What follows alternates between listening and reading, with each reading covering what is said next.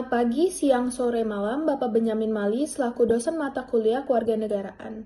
Sebelumnya, perkenalkan kami dari kelompok 9 yang akan menjelaskan terkait bab 9 yaitu Geostrategi Indonesia, Ketahanan Nasional.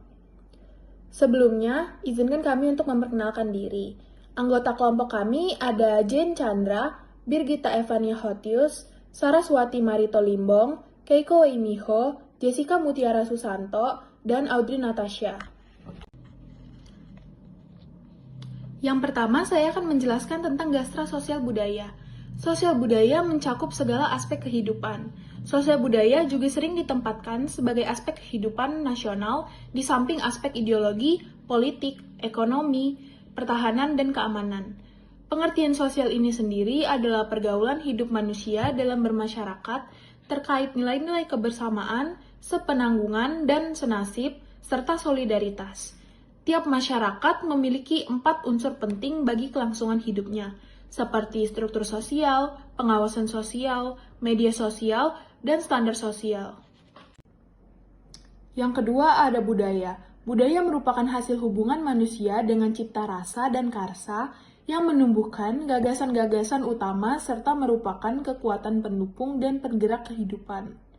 Unsur-unsur kebudayaan ini sendiri terdiri dari beberapa sistem, yaitu sistem religi dan upacara keagamaan, sistem dan organisasi masyarakat, sistem pengetahuan, bahasa, kesenian, sistem mata pencaharian hidup dan sistem ekonomi, serta sistem teknologi. Selanjutnya saya akan menjelaskan tentang faktor-faktor yang mempengaruhi. Yang pertama adalah agama. Agama mempunyai peran besar dalam kehidupan masyarakat. Karena itu, negara harus bisa menjamin kondisi sosial yang mendukung supaya agama bisa hidup dan berkembang dengan baik. Yang kedua adalah tradisi. Tradisi di sini maksudnya adalah keseluruhan kepercayaan, anggapan, dan tingkah laku yang sudah mengakar dalam masyarakat dan biasanya diwariskan dari generasi ke generasi. Tradisi yang mendukung persatuan dan kesatuan bangsa itu sangat penting untuk dipertahankan dan dikembangkan. Contohnya bisa kita lihat di Maluku. Ada tradisi pela gandong yang menggambarkan hubungan persaudaraan antar desa. Yang ketiga ada pendidikan. Pendidikan itu penting karena berfungsi untuk mengubah dan mengembangkan pengetahuan, sikap, dan perilaku sosial masyarakat ke arah yang lebih baik. Dengan pendidikan, kita bisa membina hati nurani dan melatih kemampuan untuk ambil keputusan secara tepat. Dan yang terakhir, faktor keempat yaitu kepemimpinan nasional. Di sini maksudnya adalah kepemimpinan yang kuat dan mampu memanfaatkan peluang, mengatasi hambatan, dan menggerakkan seluruh potensi rakyat untuk mencapai tujuan nasional. Kepemimpinan nasional ini dipengaruhi oleh banyak hal, seperti konstelasi sosial masyarakat, nilai sosial budaya, tujuan nasional, sistem politik, dan kemampuan penerapan ilmu dan teknologi, dan juga kepribadian dari pemimpin itu sendiri. Jadi, semua faktor di sini saling terkait dan punya pengaruh yang besar. Secara umum, kebijakan ini diarahkan untuk meningkatkan kualitas bangsa Indonesia, baik dari cara berpikirnya, sikap mental, kondisi fisik, sampai kecerdasannya. Agar kita semua bisa berperan aktif dalam pembangunan bukan hanya sebagai objek, tapi juga sebagai subjeknya. Dari segi politik dan strategi dasar, kebijakan pembangunan sosial budaya ini ditujukan untuk mengembangkan kemampuan bangsa Indonesia di bidang sosial budaya, supaya sesuai dengan identitas dan jati diri kita sendiri. Lalu pemerintah juga menekankan pentingnya membina kerukunan hidup dan toleransi sosial, serta menjaga stabilitas nasional yang sehat dan dinamis, termasuk juga menambah sarana untuk mendukung kehidupan beragama masyarakat. Di bidang kependudukan, kebijakan ini fokus pada pengaturan fertilitas, mortalitas, migrasi agar jumlah dan persebaran penduduk tetap seimbang. Terakhir, untuk bidang pelayanan sosial, pemerintah berupaya meningkatkan pelayanan kesehatan, pemberantasan penyakit, perbaikan gizi, serta bantuan dan jaminan sosial demi kesejahteraan masyarakat. Selanjutnya, di bidang pendidikan, kebijakan ini diarahkan untuk membangun sistem pendidikan nasional yang sesuai dengan Pancasila dan UUD 1945.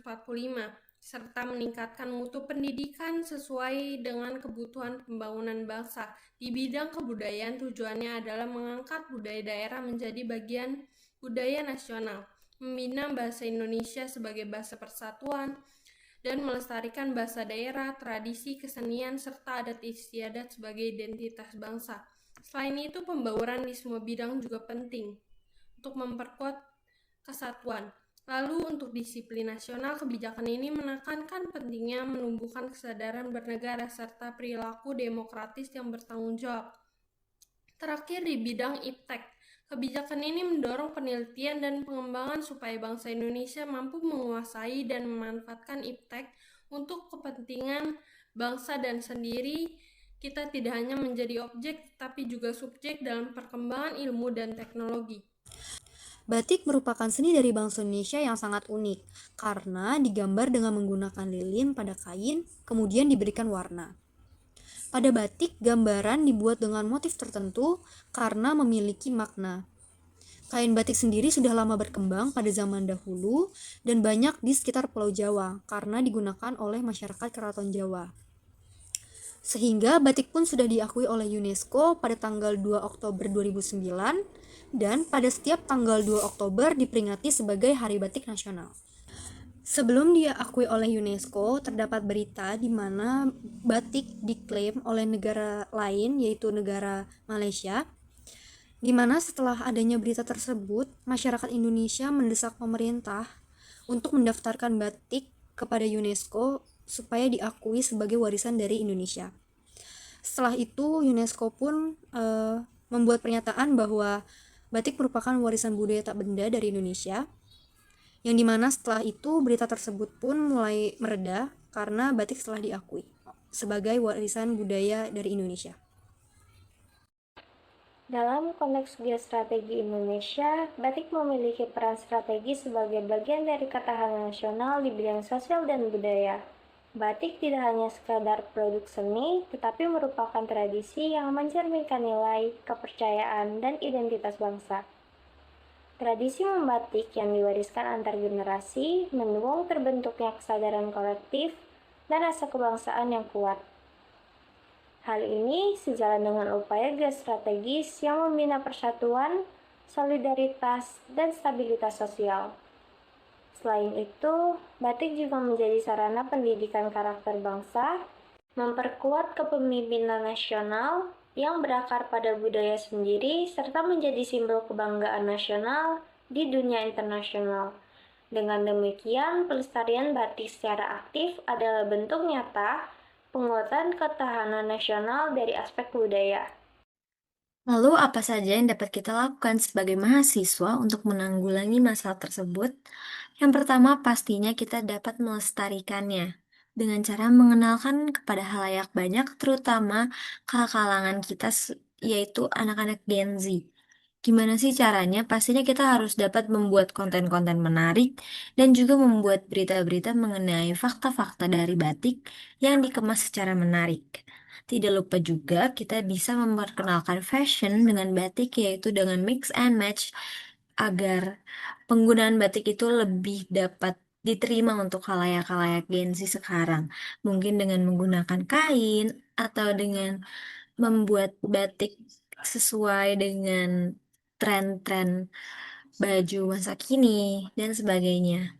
Kita sebagai mahasiswa harus dapat membuat sesuatu terobosan yang menarik yang membuat halayak banyak bisa lebih tertarik untuk menggunakan batik dan mengetahui fakta batik lebih jauh lagi. Sekian pemaparan materi mengenai batik dari kelompok kami. Kurang lebihnya mohon maaf dan terima kasih.